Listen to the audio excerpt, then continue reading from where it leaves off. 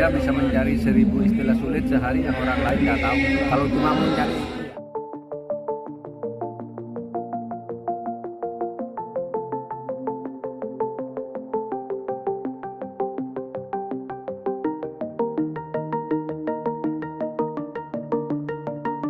nggak apa-apa, itu kan seperti ujian SMA, mencari yang sulit. Kalau punya tingkat tinggi itu mestinya yang substansi aja, diuraikan latar belakangnya lalu apa maksudnya gitu. Kalau cuma istilah-istilah sulit, saya bisa mencari 1000 istilah sulit sehari yang orang lain nggak tahu.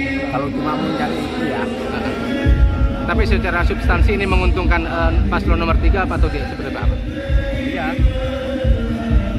kita biasa ya, atau kita yakin. Kita kan harus tahu di sini apa ini begini, lalu apa anda menyelesaikan begitu, bukan tanya apa maksudnya itu dan sebagainya. Gitu ya, Iya. tidak apa-apa.